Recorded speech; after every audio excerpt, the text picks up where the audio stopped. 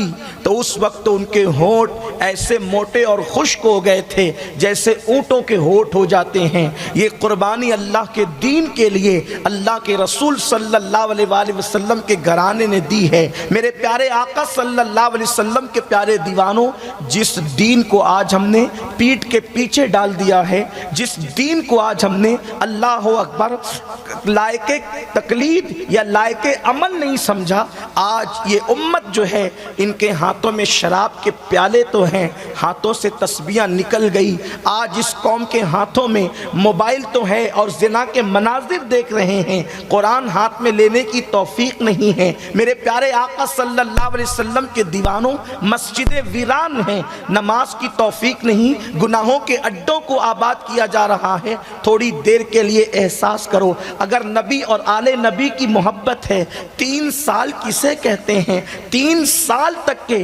گھاٹی کے اندر جو ہے قید رکھا جانا، سوشل بائیکاٹ کیا جانا کتنا خطرناک اور دردناک مرحلہ ہوگا۔ اور آپ کو بتاؤں، اللہ نے آپ کو بھی اولاد دی ہے، اللہ نے ہمیں بھی اولاد دی ہے۔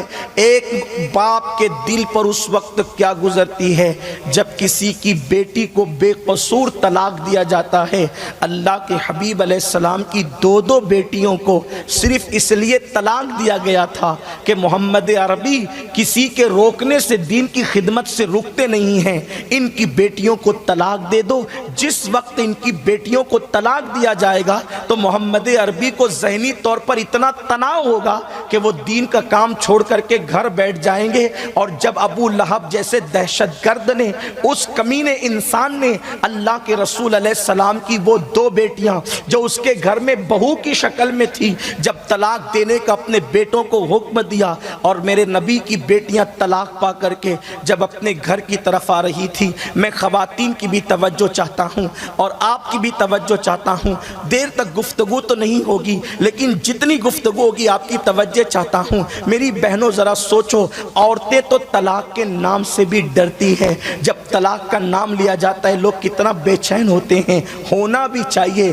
بلکہ میرے ملک کے غیر مسلم بھی آج طلاق کے معاملے کو لے کر کے نیت پتہ نہیں کیا ہے، لیکن طلاق کے معاملے کو لے کر کے بڑی ہمدردی کا اظہار کر رہے ہیں۔ میرے پیارے آقا صلی اللہ علیہ وسلم کے پیارے دیوانوں، ذرا سوچو تو صحیح، اللہ اکبر، میرے آقا کی بیٹیوں کو طلاق دیا گیا ہے۔ اللہ اللہ، مسجدوں کو ویران کرنے والوں، داڑیاں مڈا کر گٹروں میں پھینکنے والوں، سود کے کاروبار کرنے والوں، ماہ محرم کے اندر اور بزرگوں کے آراس کے موقع پہ ڈھول پیٹ کر کے اللہ کی شریعت کا مذاق اڑانے والوں، اپنے کانوں میں ایئر فون لگا کر کے رات کے 3 بجے تک غزلیں اور گانوں میں اپنی راتوں کو گزارنے والوں، اپنے بوڑھے ماں باپ کو ستا کر انہیں گھر سے باہر نکالنے والوں، یہ دین، یہ نمازیں، یہ اذانیں، یہ قرآن کی تعلیم جو ہمارے گھروں تک پہنچی ہے، صرف چاند کے 2 ٹکڑے ہونے کے بعد یہ دین ہمارے گھر تک نہیں پہنچا، بلکہ اس کے بعد کتنی محنتیں کی گئی ہے۔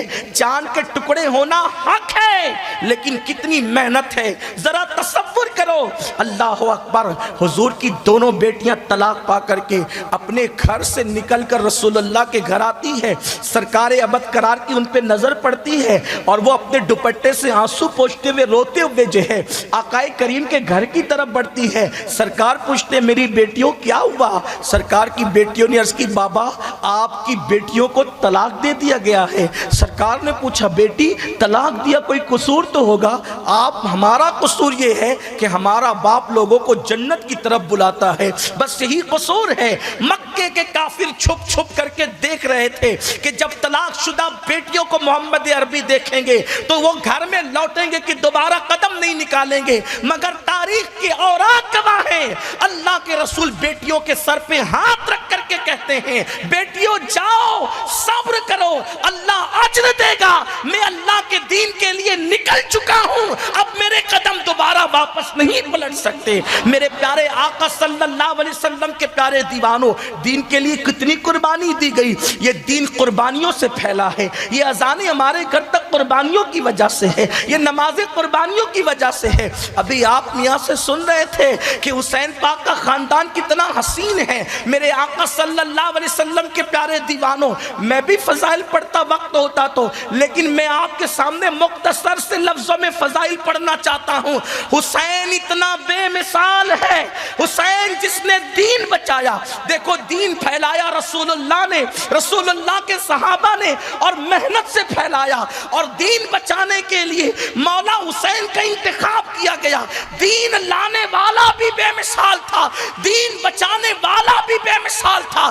جس نے دین لایا ہے اس کی اصل بھی بے مثال ہے، اس کی نسل بھی بے مثال ہے. اور جس نے دین بچایا ہے اس کی اصل بھی بے مثال ہے، اس کی نسل بھی بے مثال ہے. جو دین لاتا ہے اس کی اصل کو ابراہیم کہتے ہیں، اور جو دین بچاتا ہے اس کی اصل کو محمد رسول اللہ کہتے ہیں.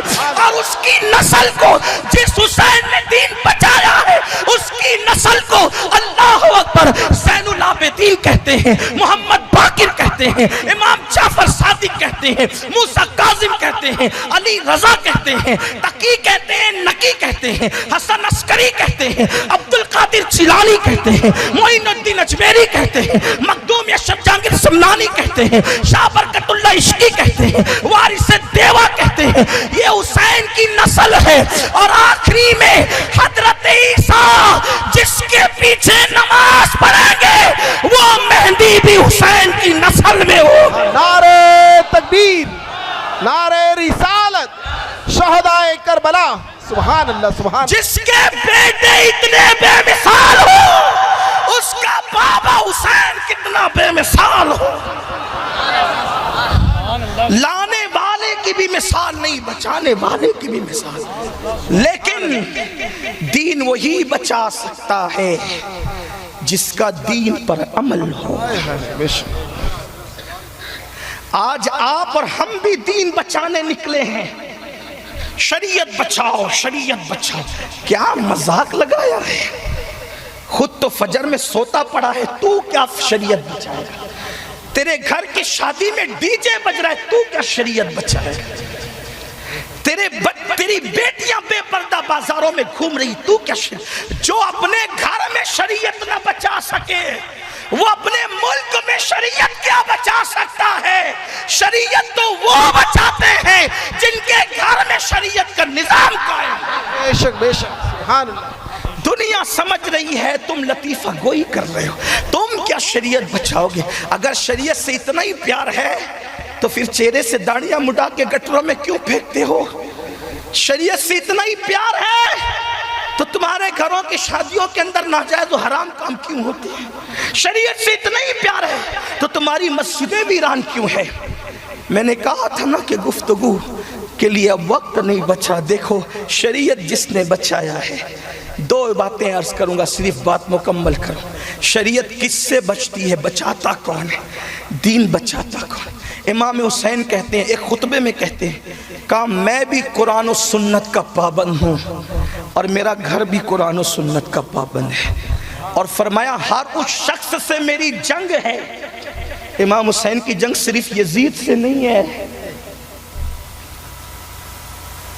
محبت اہل بیت صرف ہاتھوں میں کڑے پہننے کا نام نہیں ہے.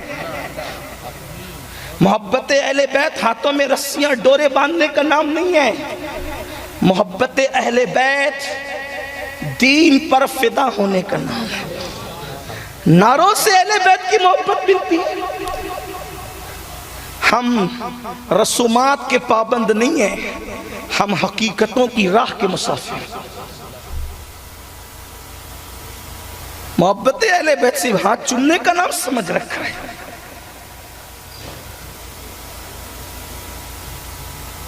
محبت اہل بیت کیا ہے؟ مولا حسین کہتے ہیں میری جنگ ہر اس انسان سے ہے جو میرے نانا کی سنت کی مخالفت کر کے بدعتوں کو رواج دیتا ہے. آج آپ کہتے ہیں شام لٹ گیا، یمن جل گیا، بیت المقدس تباہ ہو گیا، مسلمان ذلیل اور رسوا ہو رہے. کیوں؟ تم نے سنتوں کی مخالفت کر کے مولا حسین سے جنگ کا اعلان اور ان کا چیلنج قبول کیا ہے. لاشعوری طور پر صحیح، لیکن کیا ہے تم نے. اور حسین سے کوئی جیت نہیں سکتا. اتنا بڑا لشکر لے کر آیا، اس کی قبر کا نشان مٹ گیا۔ ارے جب صحابی کا بیٹا ٹکرائے تو قبر کا نشان مٹ جاتا ہے، بے نمازی کا بیٹا ٹکرائے گا تو اس کی اوقات کیا ہے؟ آپ دیکھیں تو صحیح، حیرت ہے۔ یہ امت کبھی تباہ نہ ہوتی، اس امت کے گھروں کو آگ نہ لگتی، یہ امت کبھی رسوا نہ ہوتی، یہ امت کی لاشوں کے ٹکڑے زمین پہ بکھرے نظر نہ آتے، قوم کی بیٹیاں برقعے پہن کر کے سگنلوں پہ بھیک نہ مانگتی، اگر یہ قوم امام علی مقام سے سچے دل سے محبت کرتی۔ مولا امام نے تو یہ کہا، ہر اس سے میری جنگ ہے جو میرے نانا کی سنت کے خلاف زندگی گزار رہا ہے اور بدعتوں کو رواج دے رہا ہے۔ داڑھی منڈانا کون سی سنت ہے؟ یہ بھی تو بدعت ہی ہے۔ لوگوں کو قبر پہ چادر چڑھانے کی بدعت نظر آتی ہے، یہ داڑھی منڈا کر گٹر میں پھینکنے کی بدعت کیوں نظر نہیں آتی؟ لوگوں کو میلاد کے جلوس کی بدعت نظر آتی ہے، یہ کانوں میں ایئر فون لگا کر گانا سننے کی بدعت کیوں نظر نہیں آتی؟ کہ یہ بدعت نہیں ہے، بدعت کی تعریف یہ ہے سنت کو مٹا کر جو نیا کام نکالا جائے گا اس کو بدعت کہتے ہیں۔ آپ تو مذہبی بدعتوں کے خلاف اٹھ کر کے کھڑے ہوئے ہیں، جبکہ وہ بدعت نہیں ہے جس پر وعید ہے۔ بدعت تو یہ ہے، کل تک کے لوگ قرآن سنتے تھے یہ سنت تھا، قرآن کو ہٹا کر کے گانے لے آئے گئے، یہ بدعت نہیں ہے تو اور کیا؟ اس بدعت کے خلاف تم کب اعلان جنگ کرو گے؟ اور مولا حسین کہتے ہیں ہر اس سے میری جنگ ہے جو میرے نانا کی سنت کو مٹا کر بدعتوں کو رواج دے۔ تو میں کہہ رہا تھا کہ کیسے دین کی خدمت کی۔ فرماتے میں بھی قرآن و سنت کا پابند ہوں اور میرے گھر والے بھی قرآن و سنت کے پابند ہیں۔ دو باتیں، کیسے پابند تھے وہ لوگ، آؤ اب ذرا دل کے کانوں سے سنو، ہو سکے تو دل میں جائز مرادیں لے لو، کیونکہ میں کربلا کے میدان پہنچنے والا ہوں آپ کو لے کر۔ کیسے پابند تھے وہ شریف کے دو باتیں بس۔ علی اکبر کٹے، امام قاسم کی شہادت ہوئی، 6 مہینے کے معصوم بچے امام علی اصغر کی شہادت ہوئی۔ اور امام علی اصغر کی شہادت کے بارے میں علامہ عبدالسلام رضوی رحمۃ اللہ علیہ لکھتے ہیں کہ جو سب سے ننھا بچہ تھا ان کا نام تھا علی اصغر، اور ان کی عمر صرف 6 مہینے کی تھی۔ جس وقت امام علی مقام ان کو لے کر کے پانی کا سوال کرنے کے لیے گئے، حالانکہ میری طبیعت نہیں کہتی کہ میں یہ کہوں کہ وہ پانی کا سوال کرنے گئے، جس کے خاندان کی ریت دینا تھی وہ کیسے لے سکتا ہے، لیکن بس بات اتنی تھی، شہداء کی فہرست میں علی اصغر کا نام بھی تھا۔ جو پیروں پہ چل کے جا سکتے تھے وہ پیروں پہ گئے، جو پیروں پہ نہیں جا سکتے تھے اسے گود میں لے جایا گیا، جو گھوڑوں پہ جا سکتے تھے وہ گھوڑوں پہ گئے، جو اونٹوں پہ جا سکتے تھے وہ اونٹوں پہ گئے۔ علی اصغر تیری سواری کتنی خوبصورت ہے، کوئی گھوڑے پہ جا کے شہید ہوتا ہے، کوئی اونٹ پہ جا کے شہید ہوتا ہے، تو اس کی گود میں، تو اس کی گود پر سوار ہے جو راکب دوش پیمبر ہے، جو پیمبر کے کندھوں کا سوار ہے۔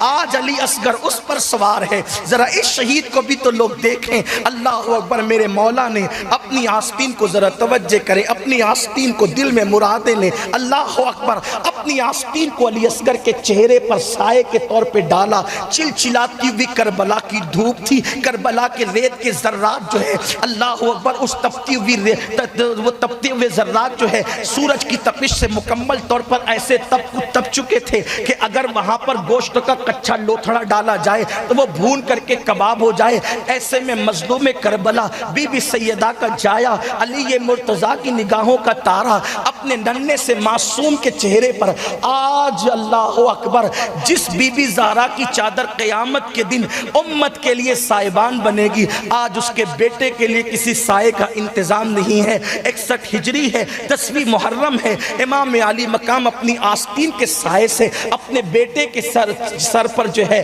وہ سایہ کرتے ہیں اور دھوپ سے بچاتے ہیں، اور ظالموں کے سامنے لے کر کھڑے ہو جاتے ہیں اور کہتے ہیں دیکھو بیعت کا انکار ہم نے کیا ہے، اس بچے کا قصور کیا ہے؟ بچہ بچہ روتے روتے کبھی بے ہوش ہوتا ہے، کبھی ہاتھوں کو سمیٹتا ہے، کبھی پیروں کو پھیلاتا ہے، کبھی مٹھیاں کھولتا ہے، کبھی مٹھیاں باندھتا ہے۔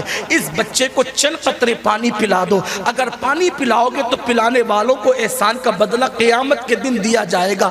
شمر بدبخت نے اشارہ کیا حرملہ کو، حرملہ حسین کو بڑا احساس ہے اپنے بچے کے رونے کا، آج اس کو ایسے چپ کرا دے، اس کے بعد حسین کا بیٹا کبھی نہ روئے۔ حرملہ بدبخت نے آواز لگائی، حسین اپنے بچے کے رونے کا تجھے اتنا خیال ہے، لے آج کے بعد تیرا بیٹا کبھی نہیں روئے گا۔ عبدالسلام، علامہ عبدالسلام رضوی لکھتے ہیں کہ اس دور میں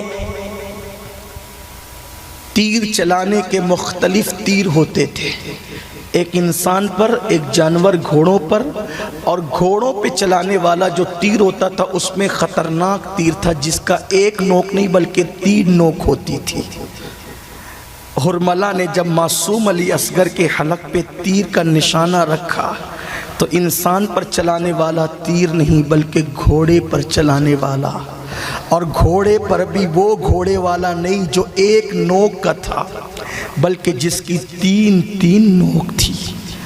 اس نے تیزی سے چلا کر کے کہا، حسین لے آج کے بعد تیرا بیٹا کبھی نہیں روئے گا۔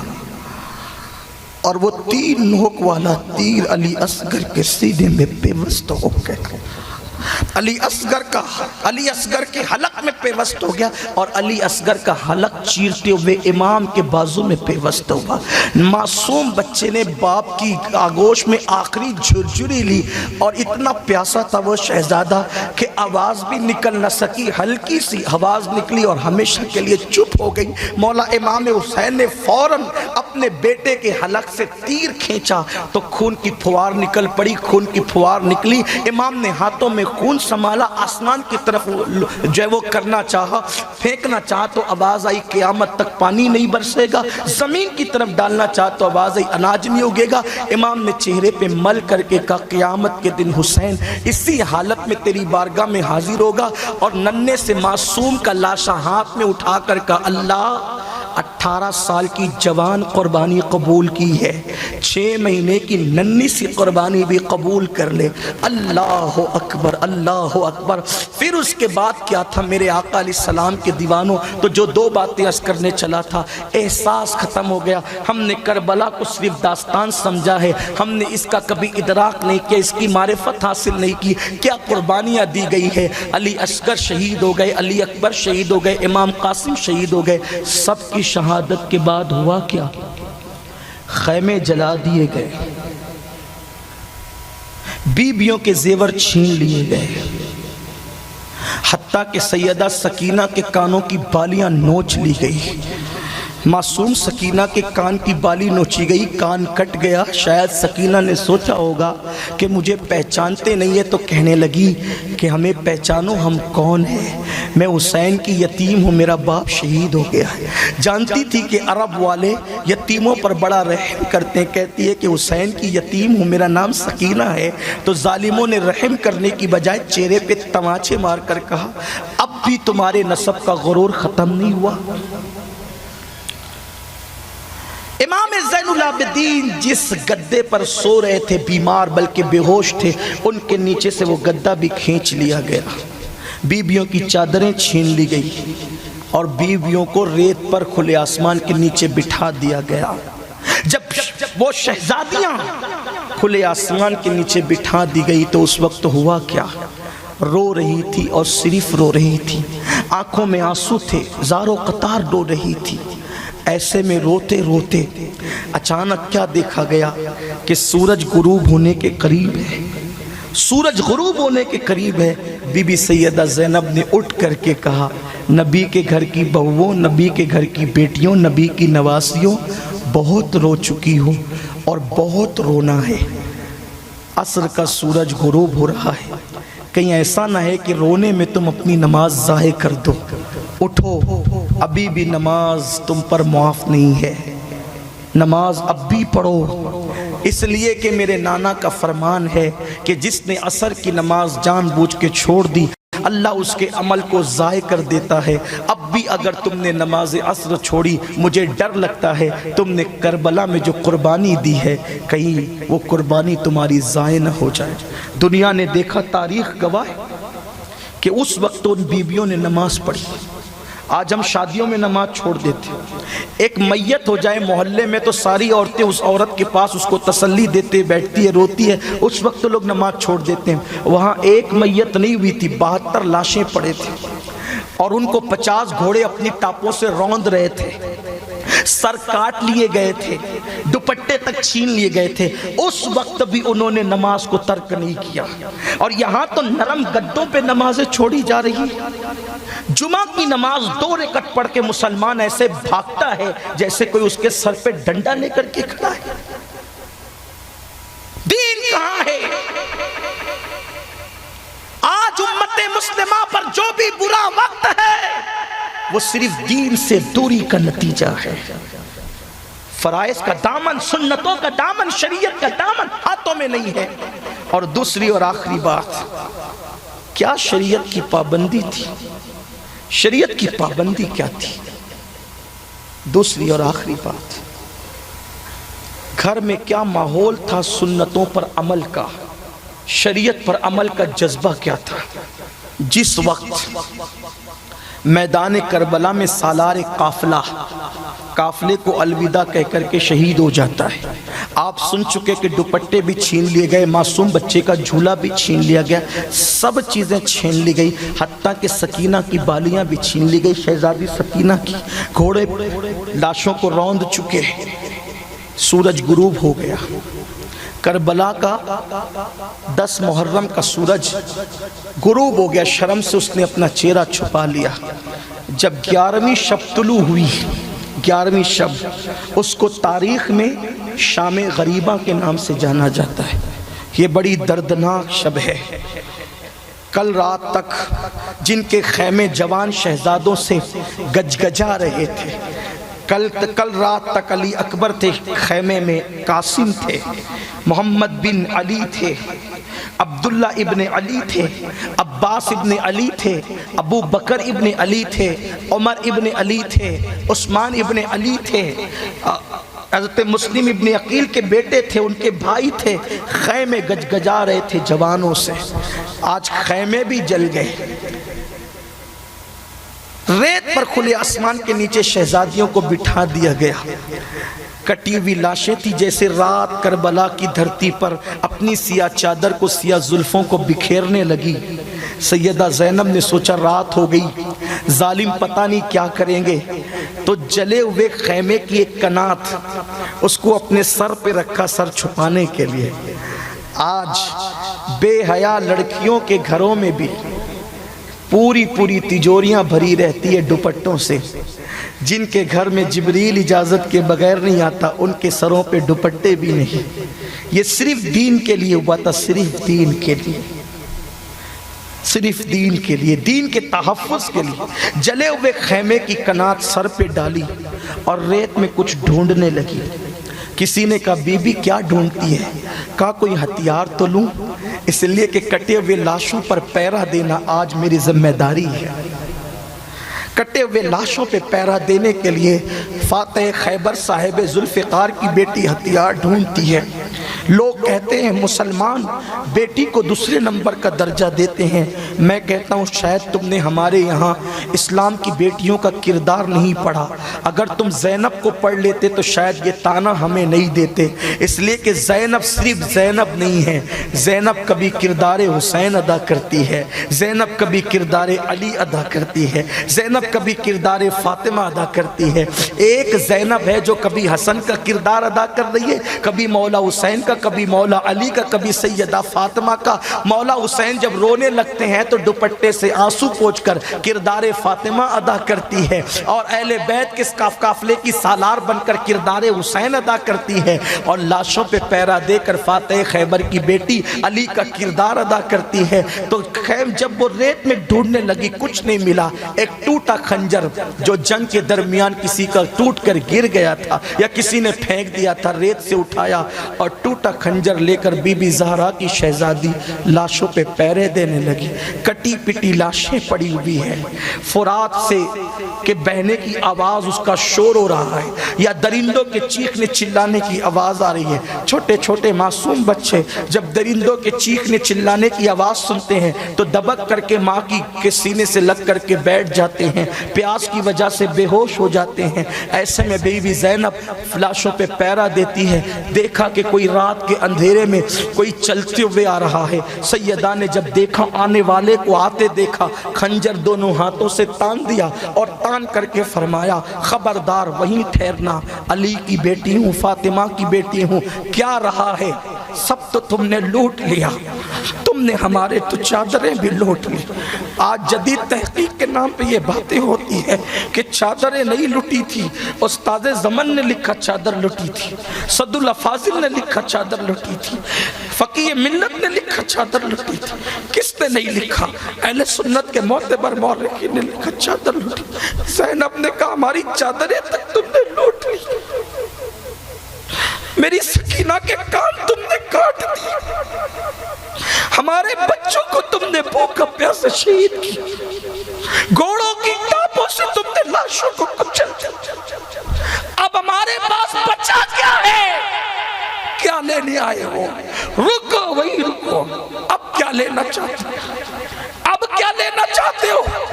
اب اگر تم آگے بڑھے تو اسی ٹوٹے خنجر سے میں تمہیں قتل کر دوں گی، وہی رکو۔ آنے والا وجود رک گیا، اس نے کہا بی بی میں مرد نہیں ہوں، میں عورت ہوں، میں لڑنے نہیں آئی بی بی، میں حر کی بیوی ہوں، تمہاری مدد کے لیے آئی ہوں۔ حر کی بیوی کا نام سن کر سیدہ نے خنجر پیچھے کیا۔ میری مائیں اور بہنیں سب توجہ سے سن، کوئی تفسیرے کا وقت نہیں ہے میرے پاس، بس دین کیسے پھیلا ہے اگر اس کو تم نے محسوس کیا تو کر لو، کربلا کی میں اس کو محسوس۔ خنجر پیچھے کیا، حر کی بیوی کیوں آئی؟ حر کی بیوی نے کہا بی بی میں اہل بیت سے محبت کرتی ہوں، میں نے عمر سعد سے کہا کہ تم قیدی بنا کر انہیں یزید کے دربار میں لے جاؤ گے نا، 5ویں صبح طلوع ہونے والی ہے، چھوٹے چھوٹے بچے رحم کر، وہ پیاسے بھوکے مر جائیں گے بھوک اور پیاس سے، تو یزید کے دربار میں کیا لے جاؤ گے تم؟ کم سے کم انہیں پانی تو پلاؤ کہ وہ زندہ رہے، اتنا پانی تو پلا دو کہ وہ زندہ رہے۔ بی بی میں ٹھنڈا پانی مانگ کر عمر سعد سے لائی ہوں، یہ ٹھنڈا پانی میرا قبول کر لو بی بی۔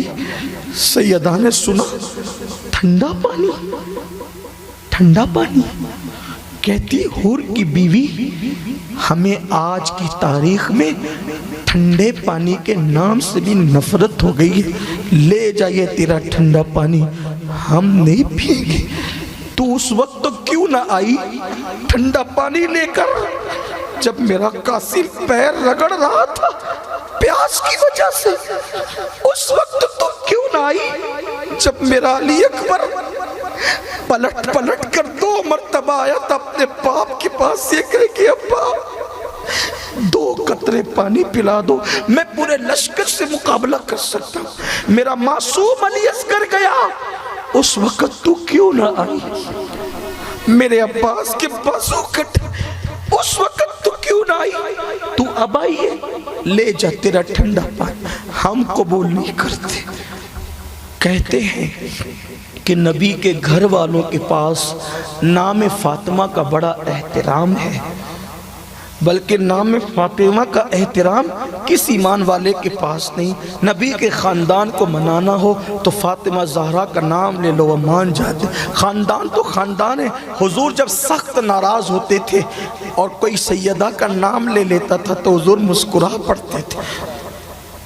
حور کی بیوی جانتی تھی، کہنے لگی بی بی آپ کو آپ کی امی جان سیدہ فاطمہ کا واسطہ میرا پانی قبول کر لیں، اگر آپ نے ٹھکرا دیا نا یہ پانی تو وہ میرا مذاق اڑائیں گے، پانی لے۔ سیدہ نے جب اپنی امی کا نام سنا، نام سن کر پانی قبول کیا، حور کی بیوی کو ساتھ لیا اور ساتھ لے کر جہاں پہ بیویاں سسکیاں لیتے ہوئے بیٹھی تھی، سیدہ سکینہ جہاں بے ہوش پڑی ہوئی تھی، وہیں پر اللہ اکبر بی بی زینب پانی لے کر اور حور کی بیوی کو لے کر گئی۔ مشکیزہ پلٹا گیا، کٹورے میں پانی نکالا گیا، سیدہ سکینہ کے چہرے پہ چھیٹے دیے گئے، سکینہ ہوش میں آئی۔ جب سکینہ ہوش میں آئی تو سیدہ زینب نے کہا بیٹی یہ پانی پی لو۔ سکینہ نے پوچھا، شہزادی سکینہ نے پانی کا نام سن کر بڑی سادگی اور معصومیت سے کہا، پھوپھی امی کیا میرے چچا عباس فرات سے پانی لے کر واپس آ گئے؟ ایک بار زخم پھر ہرے ہو گئے۔ یہ سکینہ شہزادی نے کیوں کہا تھا کہ عباس واپس آ گئے؟ وجہ یہ تھی کہ جب عباس شہید ہوئے تھے، آخری ہچکی لے رہے تھے، تو امام حسین نے کہا تھا میرے بھائی تو نے میری ہر مراد پوری کی، آخری تیری خواہش بتا دے، تیری آخری خواہش کیا ہے تاکہ میں پوری کر دوں۔ حضرت عباس نے کہا تھا آقا حسین میری آخری خواہش یہ ہے کہ جہاں میری شہادت ہو جائے میرا لاشا وہیں چھوڑ دینا، خیمے میں مت لے جانا۔ کیوں؟ اس لیے میرے آقا کہ میں سکینہ سے وعدہ کر کے آیا ہوں کہ پانی لاؤں گا، کم از کم میرا لاشا نہیں پہنچے گا، اتنی دیر تک سکینہ صبر سے میرا انتظار تو کرے گی، لیکن لاشا لے جاؤ گے تو اس کا صبر کا پیمانہ ٹوٹ جائے گا، میں اس کے صبر کے پیمانے کو ٹوٹنے نہیں دینا چاہتا، مجھے جہاں شہادت پائی ہے وہی چھوڑ دینا۔ اسی لیے جناب عباس کا لاشا جو ہے، ان کا مزار جو ہے شہداء سے بہت دور پر واقع ہے، جو گئے انہوں نے دیکھا ہے، اس کی وجہ یہ ہو سکتی ہے۔ تو بہرحال سیدہ سکینہ نے پوچھا پھوپھی امی کیا میرا چچا عباس فرات سے واپس آ گیا؟ سب بیبیاں رونے لگی اور سیدہ زینب نے کہی سکینہ تیرا چچا اب وہاں چلا گیا ہے جہاں جا کر کوئی کبھی واپس نہیں آتا، میری بیٹی تیرا چچا کبھی پلٹ کر نہیں آئے گا۔ تو کافی پانی کون لایا؟ تو سکینہ سے شہزادی سکینہ سے بی بی زینب نے کہا بیٹے یہ حور کی بیوی پانی لائی ہے، پانی پی لو۔ سکینہ نے پھر بڑی معصومیت سے پوچھا پھوپھی امی کیا آپ لوگوں نے پانی پی لیا؟ حور کی بیوی پانی لائی تھی تو آپ لوگوں نے پانی پی لیا؟ سیدہ نے کہا نہیں بیٹے نہیں۔ کیوں؟ اس لیے کہ ہمارے نانا جان کا فرمان ہے کہ جب کھانے پینے کی کوئی چیز آئے تو پہلے چھوٹوں کو کھلاؤ پلاؤ، پھر بعد میں بڑے کھانا پینا۔ 5واں دن نکلنے والا ہے اور یہ سنت کوئی واجب کے درجے میں نہیں ہے، صرف حضور کا فرمان ہے، سنت ہے، حالانکہ سنت ہے بہت بڑی بات ہے، اس کی تحقیر نہیں ہو سکتی۔ سیدہ نے کہا بیٹے نانا کا حکم ہے، فرمان ہے کہ جب کھانے پینے کی چیز ہے تو پہلے چھوٹوں کو کھلاؤ پلاؤ پھر بڑے۔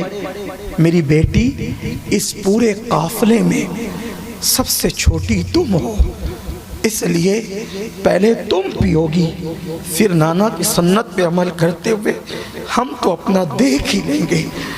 مورخ لکھتا ہے جب سیدہ سکینہ نے یہ جملے سنے کہ نانا کی سنت ہے کہ پہلے چھوٹوں کو کھلاؤ پلاؤ بعد میں بڑے، ابھی بے ہوشی سے ہوش میں آئی تھی، اٹھنے کی طاقت نہیں تھی، اٹھنے کی قوت نہیں تھی، پوری طاقت اکٹھا کر کے حسین کی یتیم کھڑی ہوگی اور کھڑے ہو کر جہاں کٹے پیٹے لاشیں تھے اس طرف جانے لگی۔ اندھیرا تھا، تاریکی زیادہ تھی، جب اس طرف جانے لگی سیدہ زینب نے کہا بیٹی کہاں جا رہی ہو؟ شہزادی سکینہ نے آگے قدم بڑھائے، پھر کہا بیٹی کہاں جا رہی ہو؟ پھر آگے قدم بڑھائے شہزادی سکینہ کی طرف۔ زینب سیدہ اٹھی اور اٹھ کر کے اپنی باہوں میں لے لیا، پوچھا بیٹی ادھر کہاں جا رہی ہو؟ سکینہ نے کہا پھپھی امی آپ اتنی جلدی بھول گئی نانا کا فرمان؟ ابھی تو آپ نے کہا کہ نانا کا حکم ہے جب پانی کھانا ملے تو پہلے سنت یہ ہے چھوٹوں کو کھلاؤ چھوٹوں کو پلاؤ۔ آپ بھول گئی ہے جب آپ خلاف سنت عمل نہیں کرتی تو میں خلاف سنت عمل کیسے کروں؟ میرے قافلے میں سب سے چھوٹی سکینہ نہیں ہے، میرے قافلے میں سب سے چھوٹا میرا بھیا علی اصغر ہے، پہلے میں اصغر کو پلاؤں گی اس کے بعد خود پانی پیوں۔ سبحان اللہ۔ آپ سے پوچھتا ہوں یہ لوگ دین بچاتے ہیں، دین یہ بچاتے ہیں، دین یہ دیندار یہ لوگ ہیں، دین پر عمل اس کو کہتے ہیں۔ 7 سال کی بچی 5 دن کی پیاس ایک طرف، نانا کی سنت ایک طرف۔ اس شہزادی سکینہ نے 7 سال کی بچی نے پیاس کو ٹھوکر لگائی مگر سنت مصطفیٰ کے خلاف عمل کرنے کی کوشش نہیں کی۔ آپ کیا سمجھتے ہیں جس 7 سال کی بچی کی تربیت حسین نے ایسے کی تھی اس وقت جوانوں کے کردار کا عالم کیا ہوگا؟ سبحان اللہ سبحان اللہ۔ جس کے گھر کی 7 سال کی بچی میں سنت پر عمل کا جذبہ یہ ہے۔ آج قوم کی بیٹیاں کافر لڑکوں کے ساتھ فون پر بات کر رہی ہے، قوم کی بیٹیاں میک اپ کر کے ولیمے میں گلے میں چادر لٹکا کر کے گھوم رہی ہے، باپ دیکھ رہا ہے بھائی دیکھ رہا ہے کہ میری بہن گلی کے فلاں لڑکے کے ساتھ ہنس رہی ہے، آنکھیں بند کر کے نکل رہا ہے۔ حضور فرماتے وہ مرد دیوس ہے، دیوس جس کے گھر کی عورتیں بے پردہ گھر کے باہر نکلے اور وہ مرد منع نہ کرے، نہ ان کی نمازیں قبول ہے نہ ان کی دعائیں قبول ہے۔ کہاں ہے دین؟ صرف شربت اور کھچڑے پر تم نے کربلا کو تولا ہے؟ چند گرم شربت بنا کر کے تم امام علی مقام کی شہادت کا بدل پیدا کرو گے؟ خدا کی عزت کی قسم یہ چند گرم شربت خون حسین کا بدل کیا ہو سکتے ہیں؟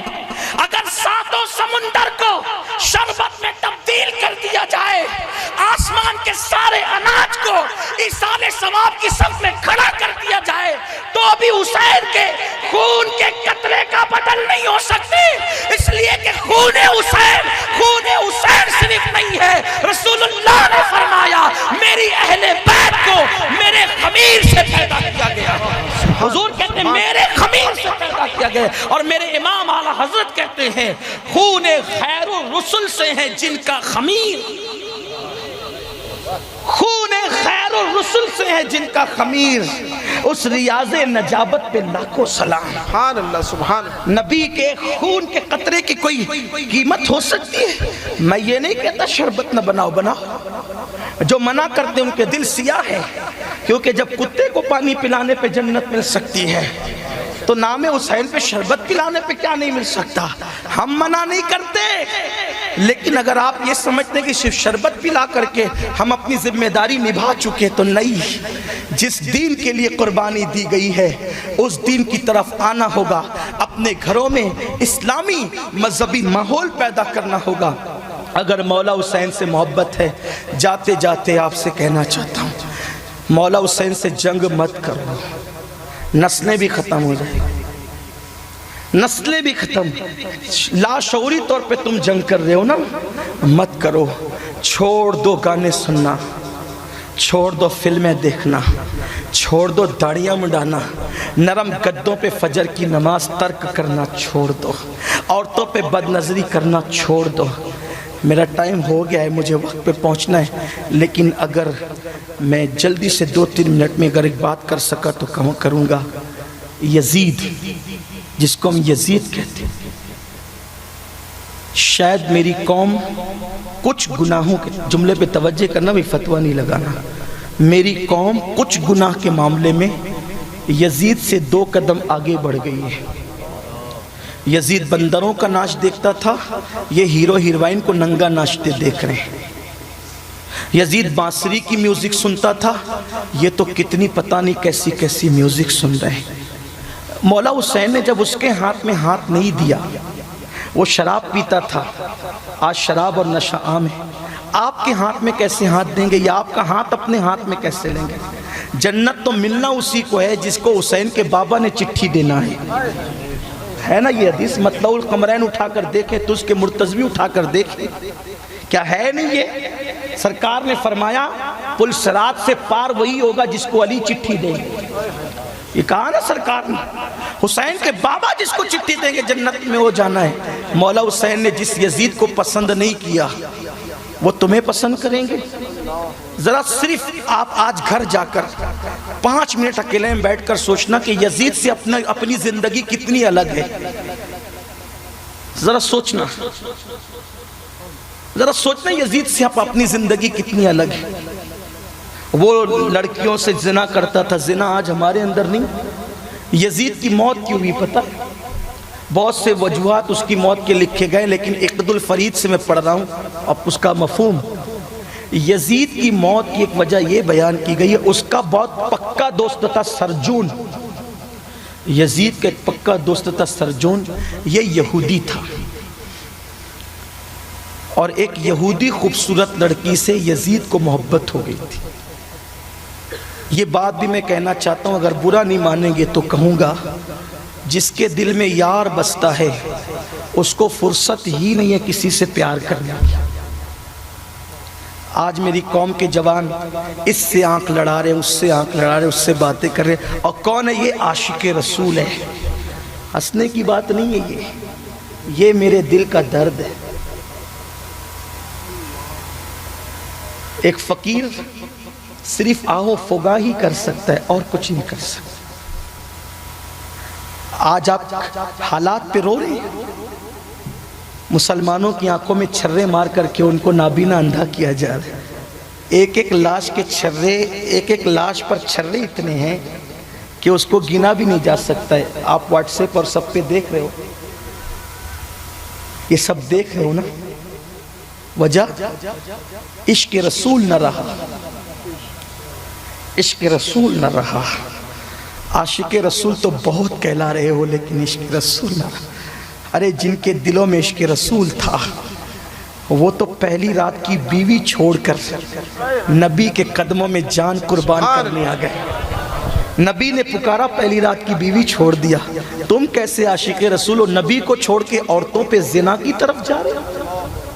سوچو تو صحیح۔ کڑوی تو آپ کو اچھی نہیں لگتی، لیکن میں نے تو کبھی آپ کی پسند کی کہنا ہی نہیں ہے۔ میں نے تو وہی کہنا نا جو اپنے رب کی پسند۔ دھوکہ مت دو اپنے آپ کو، جس کے دل میں یار بس، وہ حبیب اتنا خوبصورت ہے نا، جس کے دل میں بس جائے، پھر وہ تو اللہ سے بھی پیار کرتے تو یہ کہہ کے کرتے ہیں۔ جس کے دل میں نبی بستے ہیں نا، جب وہ اللہ سے بھی پیار کرتے تو یہ کہہ کے کرتے ہیں کہ میں اللہ کی عبادت اس لیے کرتا ہوں کہ او رب محمد است، کہ وہ میرے محبوب کا رب ہے، اس لیے میں اس کی عبادت کرتا ہوں۔ اور یہ کسی مسجد کے مولوی نے نہیں کہا ہے، یہ مجدد الفسانی نے مکتوبات شریف میں کہا ہے کہ اللہ سے مجھے محبت اس لیے ہے کہ وہ میرے محبوب کا رب ہے، او رب محمد است، وہ میرے محبوب کا۔ سوچو تو صحیح، تو جس کے دل میں حضور کا عشق ہوگا اس کے ہاتھ کبھی شراب کی طرف نہیں بڑھیں گے، اس کے ہاتھوں میں کبھی جوے کے آلات نہیں ہوں گے، بستروں پہ لیٹ کر چادر منہ پہ ڈال کر وہ موبائل کے اندر کبھی زنا کے مناظر نہیں دیکھے گا۔ بے غیرتی کی حد ہے، بے شرمی کی حد ہے۔ اس پہ تم نعرے بھی لگاتے ہو کہ قبر میں نبی کا دیدار ہوگا، کس منہ سے دیدار کرو گے، کن آنکھوں سے دیدار کرو گے، جس سے تم نے موبائل پہ زنا کے مناظر دیکھے۔ مولا کائنات مشکل کشا کہتے ہیں میں نے تو کبھی اپنا خود کا سطر نہیں دیکھا۔ مولا علی کہتے ہیں میں نے خود کا اپنا کبھی سطر نہیں دیکھا. لوگوں نے کہا یہ تو ضرورت بھی ہے اور مجبوری بھی ہے, کوئی ناجائز و حرام تو نہیں ہے. کہا شرم آتی ہے جن آنکھوں سے محبوب خدا کو دیکھتا ہوں, جن آنکھوں سے حبیب کردگار کو دیکھتا ہوں, ان آنکھوں سے میں اپنا سطر کیسے دے. میں جانتا ہوں اتنا تقویٰ نہ میں کر سکتا ہوں نہ آپ. وہ علی تھے نا, علی کو سمجھنے کے لیے کم سے کم ولی بننا پڑتا ہے. آج جو سارے ہنگامے ہیں نا علی کی ذات پر, وجہ یہی ہے, وجہ یہی ہے کہ علی سمجھنے کے لیے کم سے کم ولی بننا پڑتا ہے. ہاں کم سے کم ولی بننا پڑتا ہے, ورنہ علی تو اس ذات کا نام ہے نا, علی اس ذات کا نام ہے کہ اللہ کے رسول صلی اللہ علیہ وآلہ وسلم کے غلاموں, حضرت صاحب مزاری علامہ مرزا مظہر جان جانا رحمت اللہ علیہ کے چہیتے مرید و خلیفہ حضرت قاضی ثناء اللہ پانی پتی لکھتے ہیں کہ علی اس ولی کو کہتے ہیں کہ آدم علیہ السلام سے لے کے عیسیٰ علیہ السلام تک جتنے انبیاء ہوئے ہیں, سارے انبیاء کی قوموں میں جتنے ولی ہوئے ہیں, ان سب کو ولی بنانے والے کا نام علی مرتضیٰ. سبحان اللہ. جو پیدا ہونے سے پہلے ولایت بانٹتا ہے اس کو علی کہتے ہیں, اس کو علی کہتے ہیں. یہ مولا مشکل کشا ہے, پیدا ہونے سے پہلے اتنا دیا, بعد میں کتنا دیتے ہیں. لیکن ہم اہل سنت ہیں, ہمارے یہاں خلافت علی ترتیب ہے. ہم نہ روافظ ہیں نہ تفضیلی ہے, ہم لوگوں کے یہاں یہ نہیں ہے. ہمارے یہاں خلافت علی ترتیب ہے. صدیق اکبر کا پہلا نمبر ہے, فاروق اعظم دوسرے ہیں, عثمان غنی تیسرے خلیفہ ہیں, اور مولا مشکل کشا چوتھے خلیفہ. اپنے چاہنے سے ہم کسی کو نہیں مانتے, رسول اللہ کے فرمانے سے مانتے. حضرت محبوب الہی کو امیر خسرو سے بہت پیار تھا. سارے مرید سوچتے تھے کہ جانشین خسرو ہوں گے, لیکن جانشین بنایا نصیر الدین چراغ دہلوی کو. حالانکہ وہ پیار تو ان سے بھی تھا, لیکن وہ نہیں تھا جو خسرو سے. خسرو سے پیار اتنا تھا, خسرو سے پیار اتنا تھا کہ کہتے تھے کہ اگر شریعت منع نہ کرتی تو میں وصیت کر دیتا کہ خسرو کو اور مجھے ایک ہی قبر میں دفن کر دینا. تو سب لوگ سوچتے تھے جو ایک قبر میں دفن ہونے کی بات کرتا ہے جانشین انہی کو تو بنائیں گے. لیکن جب لوگ جانشینی کا اعلان ہوا نصیر الدین کا, تو لوگوں نے کہا نصیر الدین, تو جواب دیا نظام چاہے خسرو, اللہ چاہے نصیر. بھئی محبوب بنانا الگ بات ہے, جانشین بنانا الگ بات. خسرو نظام چاہے خسرو, اللہ چاہے نصیر, تو اللہ کی مرضی کے بغیر نہیں ہوتا. اب اللہ اکبر, حضور نے محبت تو بہت کی علی سے, بلکہ یہ کہہ دیا کہ جس کا میں محبوب ہوں اس کا علی محبوب ہے. من کنت مولاہ فاحظ علی چمچم, میں جس کا محبوب ہوں اور جتنا محبوب ہوں اتنا علی محبوب ہے. تو محبت علی کو, ولایت علی کو لازم کر دیا. لیکن جب جانشین بنانے کی بات آئی تو اپنے مصلی پر اس کو کھڑا کیا جو مصلی کا حقدار تھا, ہے نا. اللہ چاہے نصیر, نظام چاہے خسرو. یہ تو حقیقتیں تو اللہ جانتا ہے, رسول اللہ جانتے ہیں. میں نے جتنا سمجھا خلافت کے مسئلے کو اتنا بیان کر دیا.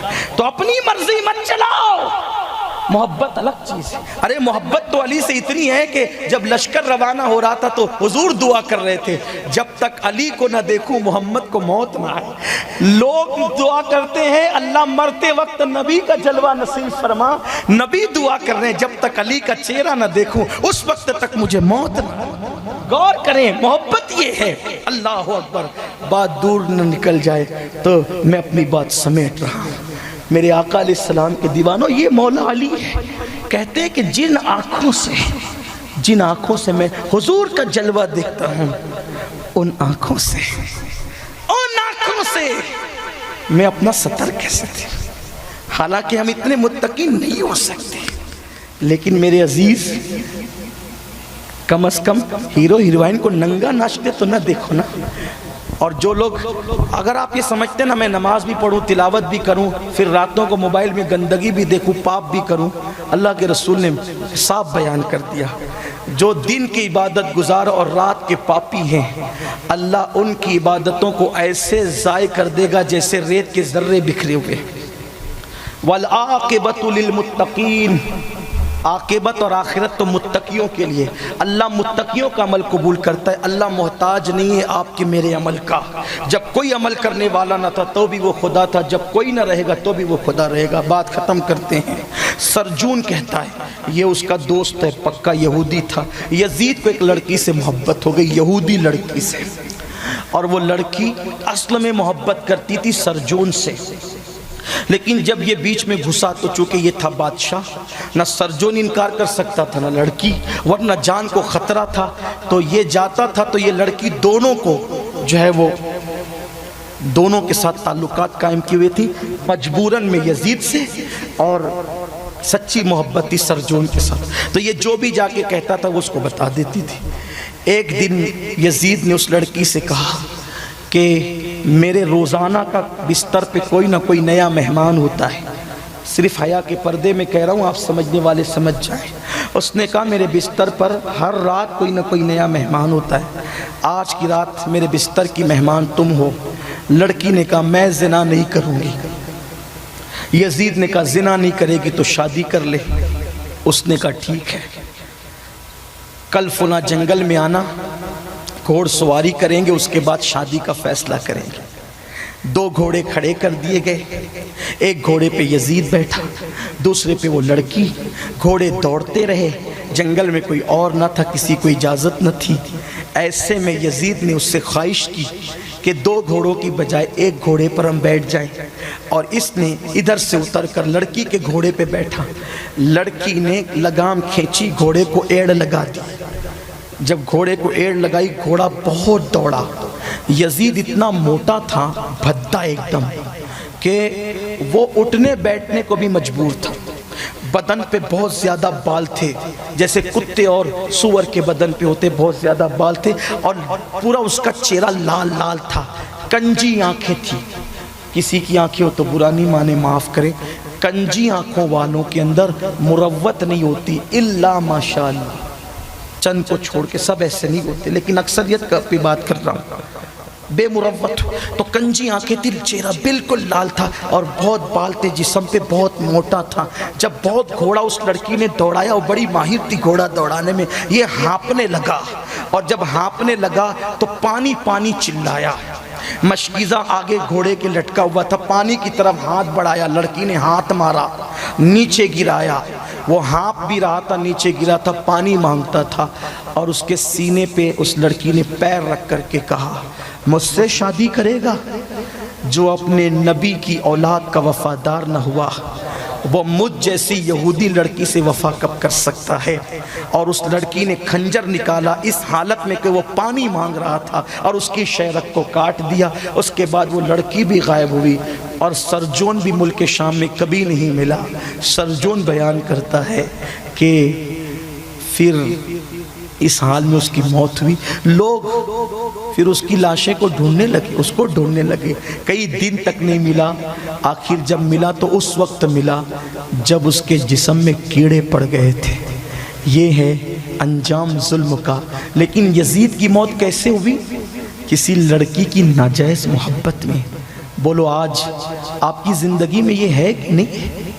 آج کے لڑکے کہتے ہیں مولانا جس جوانی میں لڑکی کی محبت نہ ہو وہ جوانی کیا کام کی؟ نادان، جوانی ہی نہیں، جس زندگی میں نبی کی محبت نہ ہو وہ زندگی کس کام کی؟ زندگی دی گئی ہے نبی کے لیے، زندگی ہے نبی کی، نبی کے لیے، نہ سمجھ مرتے